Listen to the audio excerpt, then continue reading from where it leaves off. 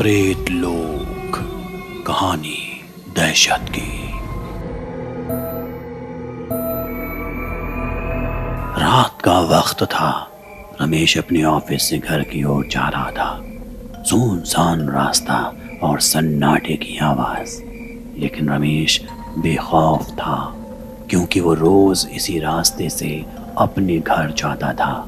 लेकिन वो इस बात से अनजान था कि उसके साथ आज एक ऐसी अनहोनी होने वाली है जो शायद उसकी जिंदगी को मौत के हवाले कर दे। रमेश उस सुनसान रास्ते पर गुनगुनाता अपनी बाइक से चला जा रहा था। तभी उसकी नजर रास्ते किनारे खड़ी एक लड़की पर पड़ती है जिसका रंग सांवला और कद 5 फीट 2 इंच।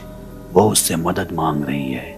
रमेश का ध्यान अभी उसी पर था कि उसकी बाइक अचानक खुद ब खुद रुक जाती है, जैसे किसी ने ब्रेक्स लगा दिए हों। वो हैरत में अपनी बाइक के रुकने के बारे में सोचने लगता है। तभी मदद मांगती हुई लड़की बोलती है, मेरा नाम राधिका है, क्या तुम मुझे मेरे घर तक छोड़ सकते हो? उसकी आवाज से एक पल के लिए रमेश थोड़ा डर सा जाता है, क्योंकि उसके नाम बताने का तरीका आम इंसान जैसा नहीं था। इधर लड़की रमेश के मन को भाने लगती है और वो डर भूलकर उसकी मदद करने के लिए तैयार हो जाता है। वो बिना कुछ सोचे ही उसे अपनी बाइक पर बैठाकर चल देता है। बाइक सुनसान रास्ते पर चली जा रही थी और कुछ दूर ही पहुंचती है कि वो लड़की बाइक से अचानक गायब हो जाती है। रमेश को जैसे महसूस होता है कि लड़की उसकी बाइक पर नहीं है। वो पीछे देखता है तो वो सड़क पर पड़ी थी, उसके सिर से खून निकल रहा था। वो बाइक रोककर लड़की के पास पहुंचता है और डॉक्टर के पास चलने को कहता है, लेकिन वो लड़की मना कर देती है और अपने घर चलने के लिए कहती है। अब रमेश मना नहीं कर पाता। वो उसे बाइक पर बिठाकर उसके बताए रास्ते पर आगे बढ़ जाता है। रमेश की बाइक अब राधिका के घर के सामने थी। उसके घर पर कोई नहीं था और रमेश को उसका घर मानो भूत बंगला लग रहा था। रमेश डरता डरता उसके घर के दरवाजे पर पहुंचा और राधिका को छोड़कर चलने की बात कहता है, क्योंकि अब धीरे धीरे रात बढ़ रही थी। रात का अंधेरा और खंडहर जैसे घर की हालत अब रमेश के माथे पर डर को साफ जाहिर कर रही थी। तभी एक डरावनी सी आवाज आती है, आज रात तुम्हें मेरे साथ सोना होगा। ये सुनकर अचानक रमेश और ज्यादा डर जाता है और सोचने लगता है, यह आवाज तो राधिका की है, बिल्कुल उसी तरह जिस तरह उसने बाइक रोकने पर अपना नाम बताया था। रमेश उस घर से बाहर भागता है और अपनी बाइक स्टार्ट करने की कोशिश करता है, लेकिन घबराहट में उसके हाथ से चाबी गिर जाती है और जब वो चाबी उठाता है तब उसकी बाइक के पास पड़ी एक लाश की उंगली भी उसके हाथ में आ जाती है। वो नजर उठाता है तो उसके चारों तरफ मर्दों की लाशें ही लाशें दिखाई दे रही थी। ये खौफनाक मंजर देखकर वो घबरा जाता है। अब वो भागने की कोशिश कर ही रहा था कि उसके सामने राधिका खड़ी दिखाई देती है। वो अपनी डरावनी आवाज में पूछती है, तुम इतना क्यों घबरा रहे हो? ये सब भी तुम्हारी तरह डर कर भागना चाहते थे, लेकिन यहाँ से कोई नहीं भाग सकता। अब तुम्हें वही करना होगा जो मैं चाहती हूँ। अगर तुमने नहीं किया तो तुम भी बहुत जल्दी मारे जाओगे, और तुम जिंदा रहना चाहते हो तो तुम वही करो जो मैं चाहती हूँ। इस पर रमेश डरता हुआ अपनी गर्दन हिलाकर हाँ कहता है। ये सुनकर राधिका बहुत खुश हो जाती है। वो रमेश को अपने कमरे में ले जाती है। कमरे की सजावट देखकर रमेश की आंखें खुली की खुली रह जाती हैं। वो डरते डरते राधिका से पूछता है, तुम कौन हो? ये सब क्या है?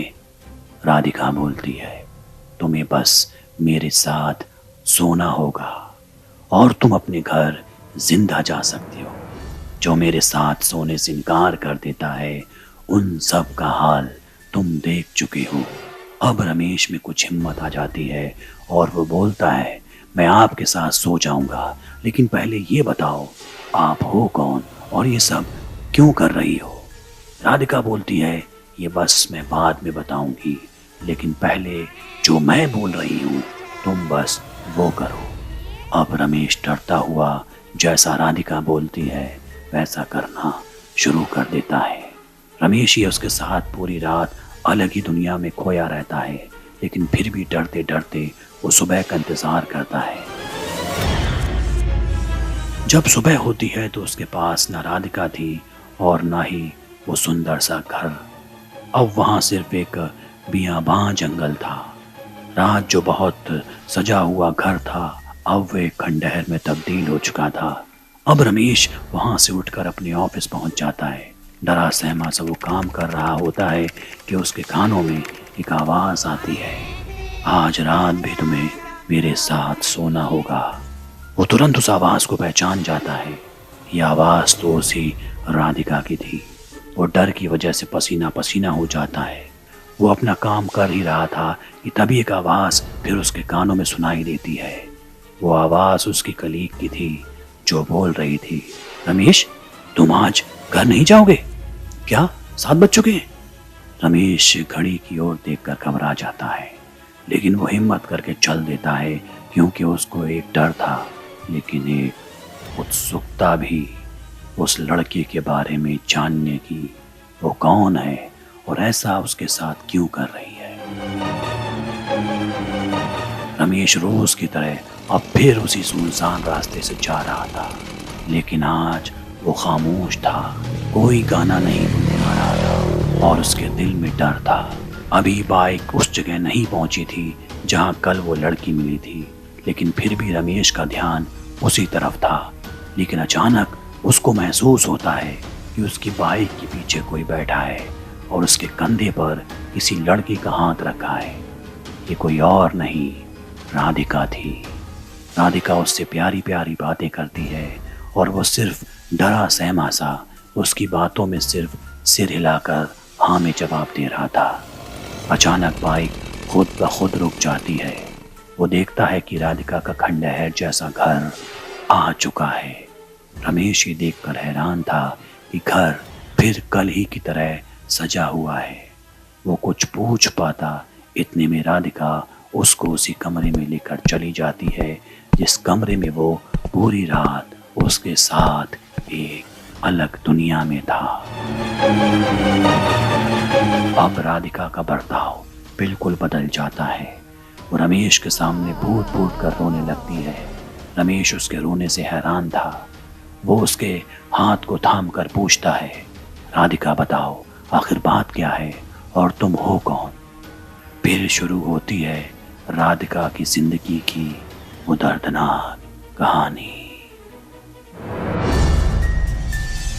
राधिका बताती है कि मेरा असली नाम कविता है। मैं पास के गांव राजपुर की रहने वाली हूँ। मैं भी एक हंसती खेलती लड़की हुआ करती थी।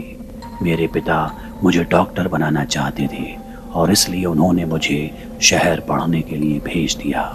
करीब 10 साल पहले दिवाली के ठीक 4 दिन पहले पापा ने मुझे फ़ोन करके गांव आने को कहा ताकि त्योहार को सभी लोग साथ मिलकर मना सकें। मैं अगले दिन अपने कॉलेज को ख़त्म करके बस से गांव चल दी।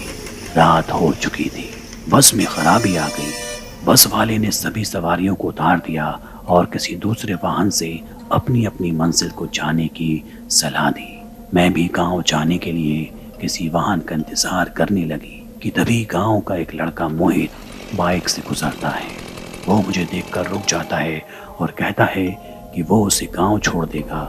वो मोहित को जानती थी, इसलिए उसकी बाइक में बैठकर गांव की तरफ चल देती है। लेकिन मोहित गांव न जाकर बाइक को दूसरे रास्ते पर मोड़ देता है।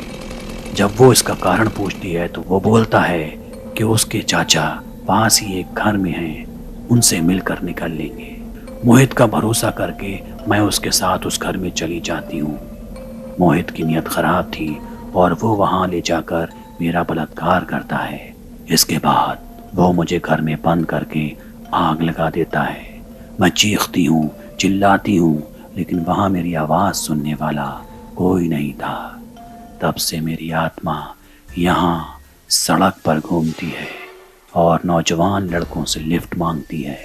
जिस लड़के की नीयत खराब होती है मैं उसे मौत के घाट उतार देती हूँ।